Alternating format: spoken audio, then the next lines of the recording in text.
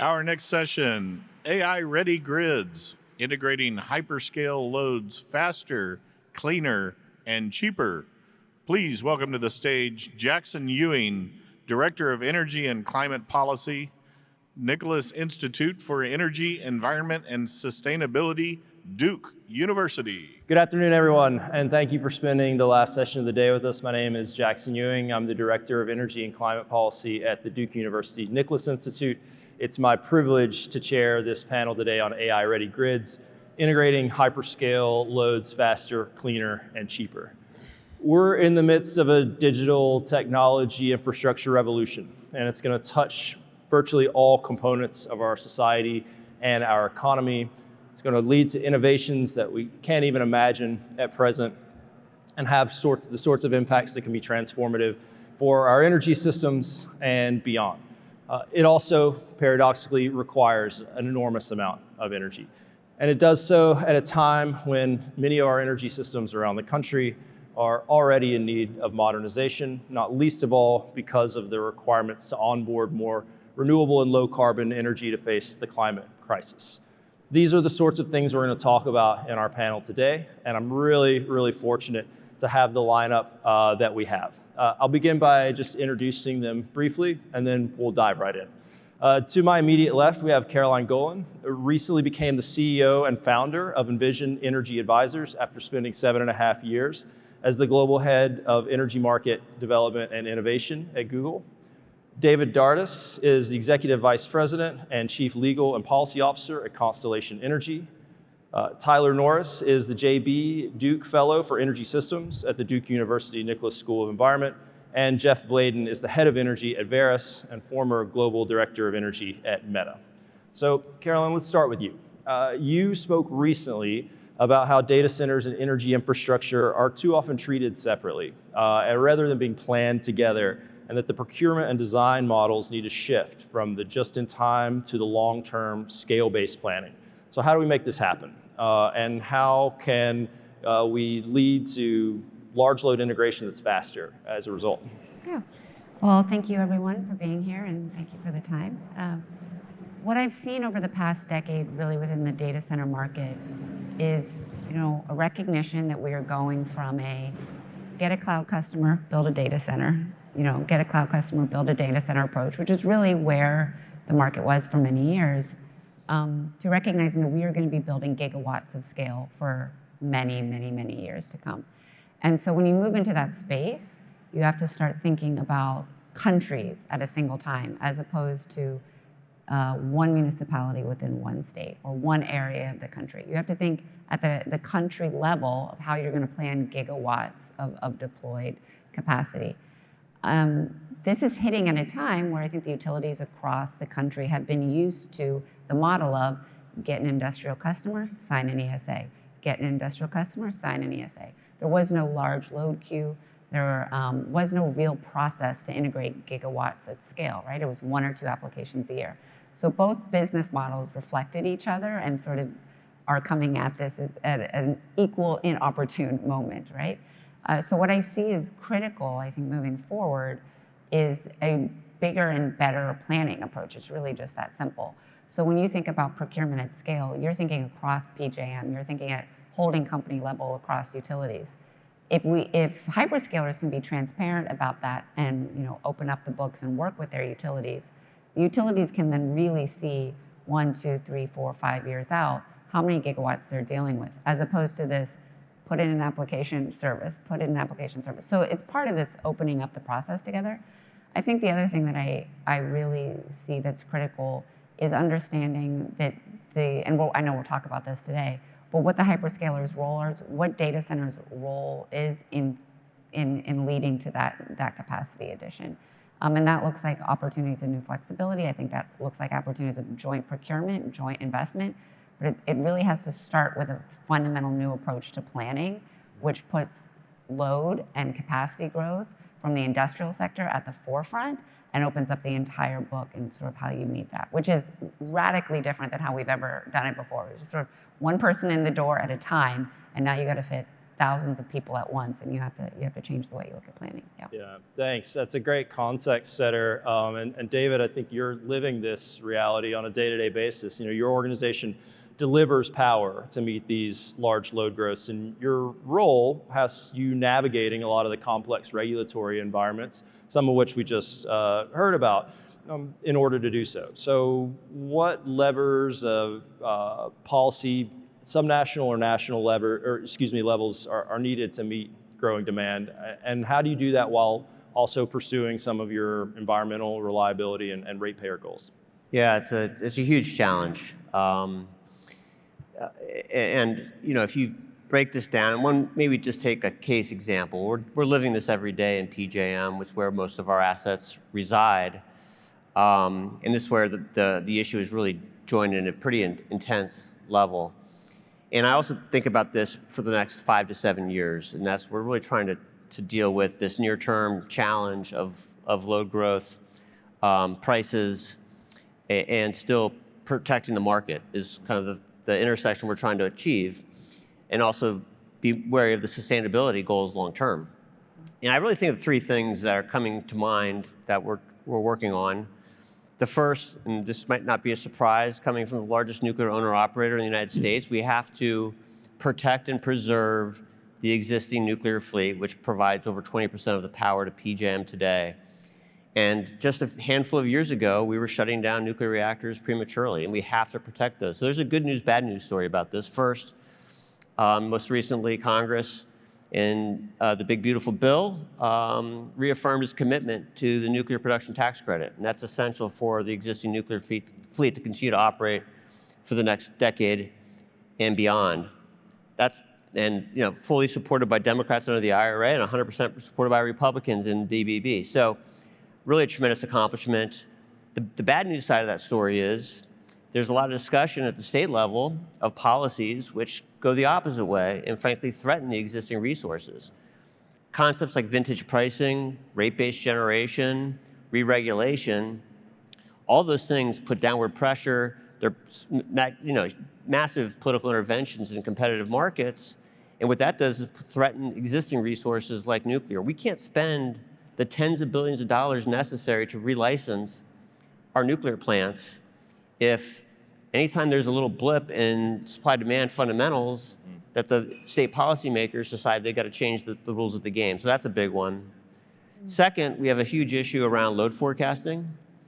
I'm not going to go through all the math, but just really quickly, the total hyperscaler budget globally, capital budget, is about $350 billion a year. Use my Google AI this morning to look that up.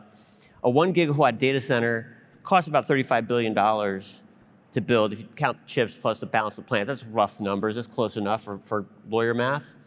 That gets you 10 gigs globally a year. Some of these numbers, PJM's projecting 60 gigs in 5 years just in PJM. Texas is predicting 70 gigs in Texas in 5 years. Those numbers just don't match. We have to solve the load forecasting issue. And then, finally, we have to keep everything that we can online. That runs a little bit counter to the sustainability message, but at least for the next 5 years, we've got to preserve all the existing assets. We've talked to some governors about ways in which we can keep online some of the gas plants that are scheduled to retire in the next handful of years and still lower emissions. And we need solutions like that to ensure we meet the reliability requirements and allow this economy to grow the way it should. Yeah. Thanks. And I know we've seen a shot across the bow of PJM just this week. It speaks to some of the regional state interactions that you and Carolina both brought up. So thank you for that. Tyler, I want you to move us to a discussion of flexibility. We've been talking so far about how to build the necessary generation and transmission and the different regulatory environments that are necessary to do so to meet this growing demand and the realisticness of our current trajectory on that. But you take a slightly different take in some of your work, particularly your Rethinking Load Growth paper, which argues that even fairly modest curtailments of new data center loads could unlock tens of gigawatts of new grid capacity without added generation, taking advantage of some of the headroom that exists in the system. So can you please explain to us what you found and what you think the implications of it are? Yeah, thanks, Jackson. Great to be with you all. So the context and part of what motivated the paper was looking at these peak load forecasts for the US. We're at about approximately 700 gigawatt national peak right now. And the forecast is we might get as high as 850 gigawatts by the mid-2030s. That might be on the high end, add a little reserve margin to that. And even if you wanted to do as much of that with gas turbines as you could, we know the forecasts are somewhere between, say, 60 to 80 gigawatts of gas turbine supply that could be available in that timescale. So we might have a gap, right, of when you add reserve margin of up to 100 gigawatts. And so certainly battery storage can play a role, solar and wind, where they could have capacity value, can contribute, offshore wind. But I think to meet that kind of forecast, you're gonna have to bring demand more into the equation. And so when we dug into the numbers, the question we were just asking was, how much would the new load have to flex on average in a given year such that you could add it to the existing power systems without exceeding the existing realized peaks that those systems have already planned for? And what we found shocked us. And actually, initially we ran it with much higher rates of annual curtailment, closer to 1% to 2%. But the amount of headroom that was showing up nationally convinced us, let's go all the way down to 0.25%. So meaning if a new load was able and willing to curtail itself, its draw from the grid for 0.25% of its maximum annual uptime, either via on-site storage, generation, actually flexing the computational workloads or otherwise reducing operations, and the numbers added up to 76 gigawatts nationally, and approximately 15 just in PJM. And so that's, I think, an exciting opportunity. And I think what it illustrates, right, and what we know, but it's always good to remind ourselves that we build the entire power system to serve extreme peaks in demand that occur during the most extreme weather systems. And so, the good news story is that outside of those most extreme peaks, which vary from system to system, but generally average, say, 100 to 200 hours a year, outside of those most extreme periods, there is headroom on the system. And so we could actually add a lot of load if it's able to be a little bit flexible, or if, and I know Caroline will speak to this, if other loads are able to be a bit more flexible. And so there might be actually some interesting flexibility markets on opportunity there. But I think all this kind of goes a little counter to the way we've thought about this recently, which is that the whole system is maxed out. All we can do to get more load or generation on the system is to build more transmission and distribution. And by the way, we absolutely should be doing proactive transmission planning. It's going to be critical. But I think when we kind of look at it in a slightly different way, we can realize there's opportunity to add a lot of load more quickly and more cost effectively than perhaps we originally thought. And I think that where you landed there is an important part of that argument. And you are quite clear about this in the piece, in the sense that this is a stopgap measure, at least to a certain extent, as more generation comes on board. That doesn't mean flexibility disappears, but it means that it's something that can be arguably done immediately to meet some of the really urgent demands that we're seeing.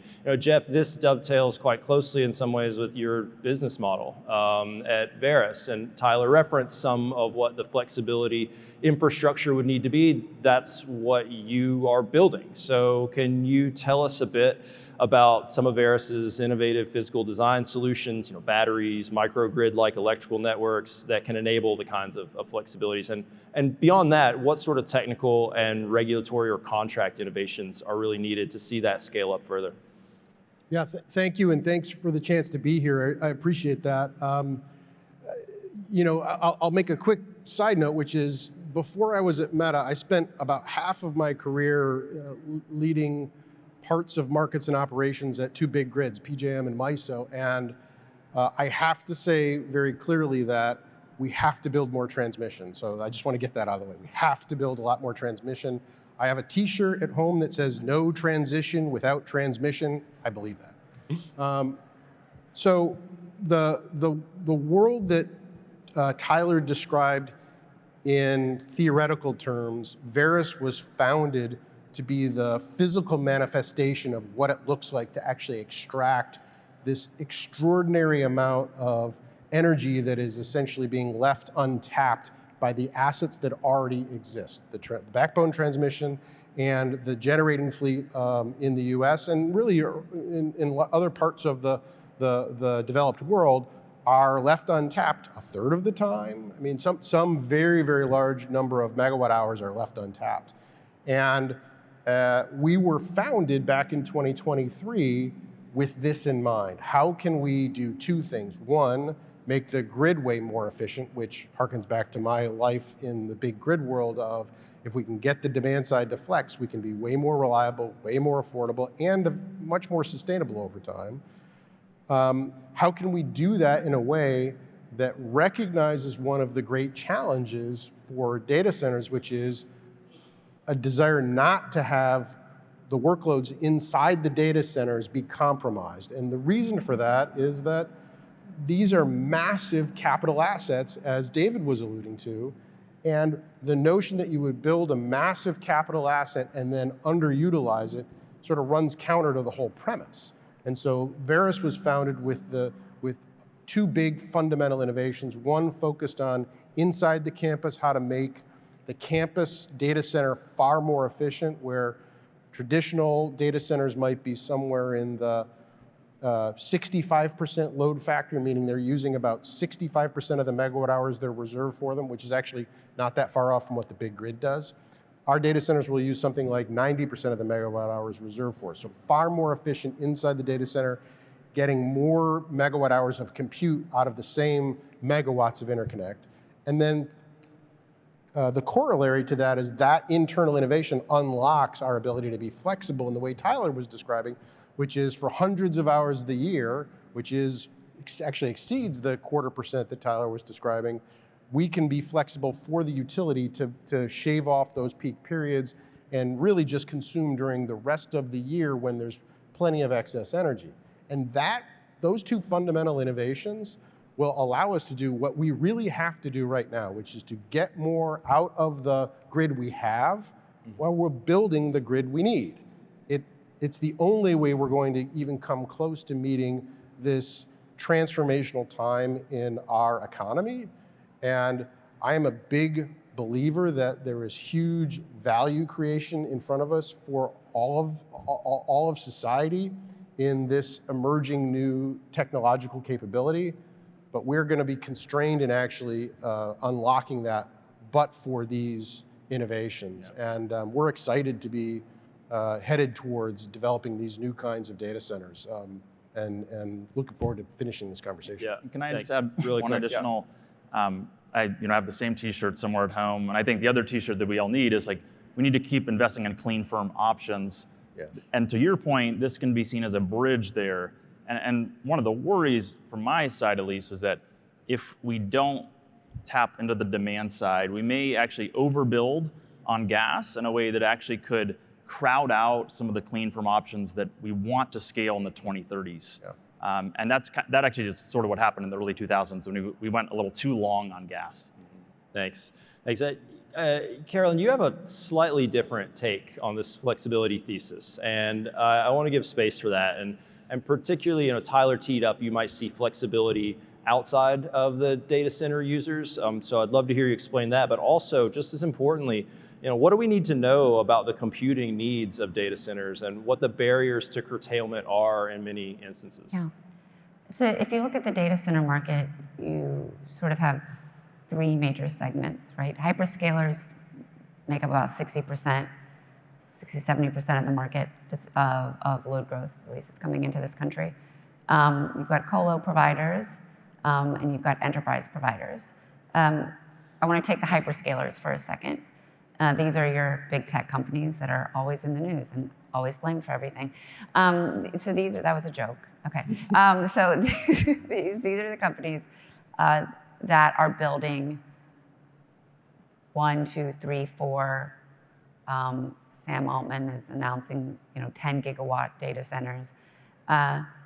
So you're talking about infrastructure that has been technically spec'd for multiple years before it hits deployment because of the size. You're also talking about infrastructure that is running hundreds and thousands of dollars of chips per minute. So every minute is hundreds and thousands of dollars of analytical research that these big campuses are doing to produce the intelligence that is going to then go into the economy, right?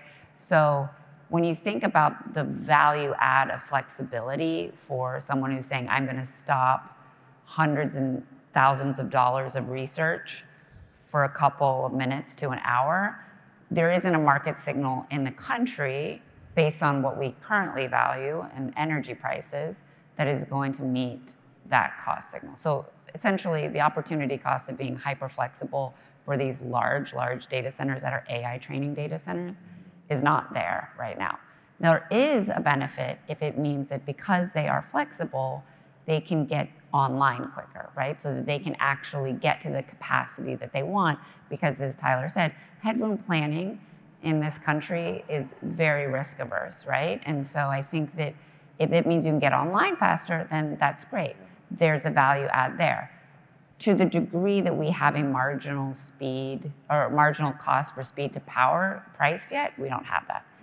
But if you take a step back and you say, you have a segment of the load growth, 60% at least, that really just cares about getting online fast. What do you do with that capital? What's the highest and best use of streamlining that capital? We know flexibility needs to be part of the system in any situation, but what type of flexibility do we want to invest in for the next 10, 15, 20 years growth of the grid? Because after data centers, it's electric vehicles. Globally, it's air conditioning, which is actually the largest grower of load globally, is air conditioning. And then you have the electrification of traditional industrials. So you need to invest in the interoperability and the flexibility of the grid as a whole, instead of saying, the hyperscalers, you have to be flexible and you have to do this. I would invite the opportunity to say, where could we put that willingness to pay across the grid to extract those megawatt hours and create a better setup long term? I will also say that when you ask about computing, and I've talked too much already, but I'll add this, a great hybrid, I think, between both of this is the strategic placement of storage. A lot of AI training right now is incredibly erratic. And that is going to look like storage inside the servers to smooth out training load. And it could like grid-tied storage to also smooth out the training load at a larger level. So how do hyperscalers and utilities work together to maximize the value of a storage asset beyond what it usually gets priced in the market for now, which is generation, which is probably the last thing we should be using storage for right now. And so I think that if we can look at storage at this multi-use asset, bring together contract structures that let big AI data centers use storage to smooth out their own training, be flexible, and then also use that asset as an ancillary service asset or overall peak reduction asset, then like that's the key to me. But there aren't a ton of contract structures out there to do that, utilities that have processes to do that, and the market doesn't value that multi-use right now. Jeff, I see you nodding vigorously down there, and I know you have some positions on workload scheduling evolutions, on what sort of incentives and market structures are needed to get that kind of flexibility contract off the ground. What's your take?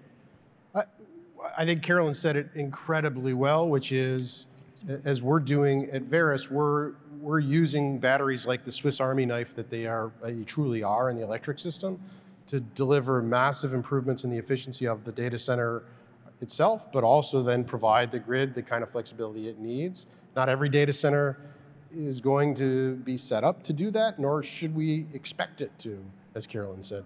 But what we need is to reform our process for thinking about how we connect loads to the grid, to look at them not just as a load, as a customer, but also potentially as an asset. And that once we shift our mindset, shift our planning processes, shift our study processes such that we can think of these as grid assets, those that want to be grid assets, then we will have the opportunity to leverage them in many of the ways that Carolyn was just describing. That's a challenge in front of us because our entire framework for interconnecting supply and demand is built on a cautious framework, one that we're trying to avoid causing disruptions, causing outages, potentially blowing things up. And what we need to do is we need to rethink how we approach the study of customers such that they can be assets, that they can be part of the planning process, whether it's distributed in the form of sending a better price signal for air conditioner controls, or if it's localized like a data center like ours that is going to have massive amounts of battery storage to make sure that we get the benefit of being a grid asset and not just the cost of a slow interconnection process. Yeah, if I could jump in on this. At Constellation, we serve about 75% of the Fortune 100 companies in the United States. We have a massive load book that we serve. And our CEO gave us a challenge a couple months ago to go find 2 gigawatts of flexible load in our portfolio that we could use to pair with these less flexible customers that we're also trying to serve. And using Caroline's numbers, there's no value of lost load that's going to approach the numbers that these hyperscalers are putting on the value of their compute. And however, you can find other customers at a much lower price who are willing to curtail for something much less than the hyperscaler would need to curtail. And in December, we're going to have already 1 gigawatt of flexible load under contract that we're going to use AI to manage their load.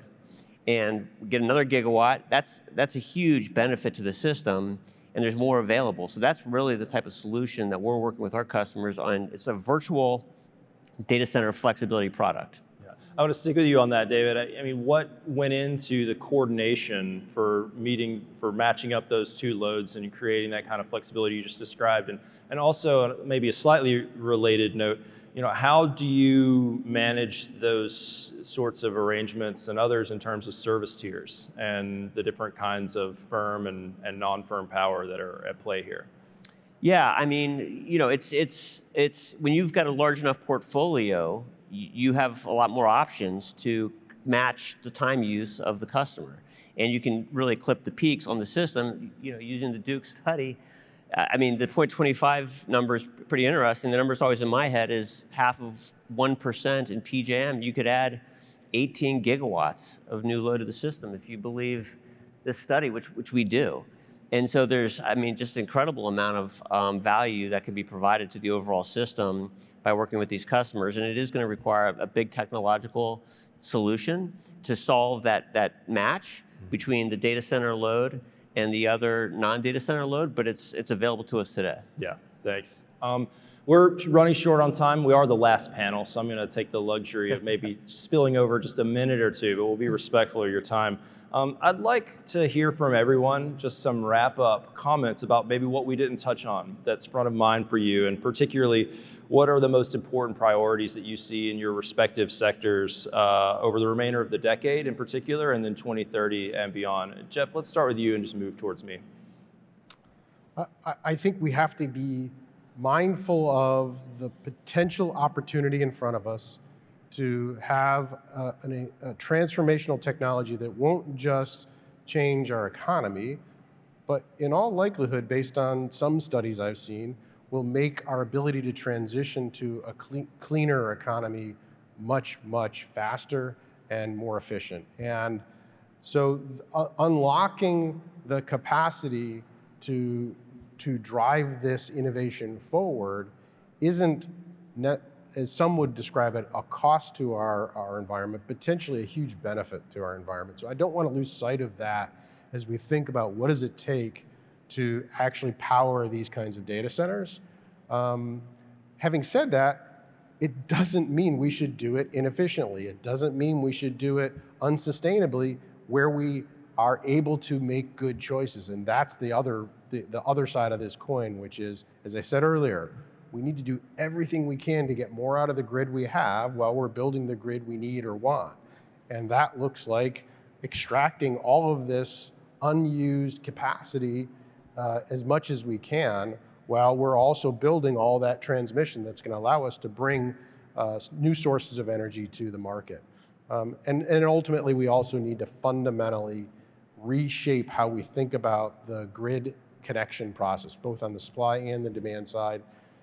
If we don't, I think we'll end up in a policy place that none of us really think is going to be a good place to end up. Tyler? Yeah, I'll try to make this really brief. And actually, a lot of our lab's research also looks at generator interconnection, and there's actually a lot of similarity for both generator interconnection and large load interconnection. We sort of created this administrative construct where you're sort of either fully firm or you're 100% non-firm. And this is an artificial construct, right? It's actually really, there's a spectrum of firmness in there. And I raise it because this is what Jeff was getting at, is that we sort of push everything to be fully firm, and that's a very restrictive set of standards and study criteria. And that's oftentimes what drives all the need for this new infrastructure. And so I think one of the tasks in front of us is to figure out what do quasi-firm service tiers look like, possibly. By the way, we don't even have non-firm service at the transmission level for large loads, so we should at minimum have that on a voluntary basis. But I think there's an interesting opportunity to look at a broader spectrum of options, both for loads and generators. Thanks. David? Yeah, so I'm going to borrow a phrase I heard today from Arshad at EPRI. We're no longer calling these data centers, they're knowledge factories. It's input of electricity, and out is a knowledge token. And there's this notion that data centers are taking electricity and just sort of pumping it into the ground. But that's absolutely not what's happening. I believe, and we believe, that the knowledge and the challenges that will be solved by this technology will change the course of humanity. And whether or not in America's place in the world will be affected by how we do in growing this part of the economy. And we have to remember that that's what's in front of us. And what's the punchline here? The punchline for me, and maybe this is a little bit self-interest, is because I'm spending my time in all these glamorous places like Harrisburg and Springfield. Annapolis is a little bit better, these state capitals. But we've got to look past our parochial interests on a policymaker level, because this is as important as winning World War II. It's as important as the race to the moon for our country. And the policymakers need to come together and look at the bigger picture, what we're trying to achieve, and not get into the weeds on these fights over utility interest and rate base and all these things that we're fighting at in these state capitals, and look at the bigger picture. Yeah. Since we're at Climate Week, I think I would be remiss if I didn't call out that so much of the capital that has been flooded into the clean energy transition in this country came from customers who had voluntary climate goals. And so their entire agenda and responsibility to the grid has been to meet their climate goals. And I think now we're in this era where the world is saying it's our responsibility to build, finance, figure out the regulations, and streamline new capacity, which is a very different agenda. And the idea of transitioning, I say this, transitioning from what has been an offsetter to a prosumer is a wildly tough challenge. And I think we keep asking the question, but will they meet their climate goal? Instead of asking the question, what is the highest and best use of these, what did you say, $350 billion that are going to go into the grid? Annually. And I think if the climate community could start asking that question, we'd come up with a lot better help in finding the solution. Well, thanks so much, Carolyn. You anticipated my closing thoughts, but did so much more articulately than I was going to. Please join me in thanking our panel for such a solutions-oriented final discussion of the day.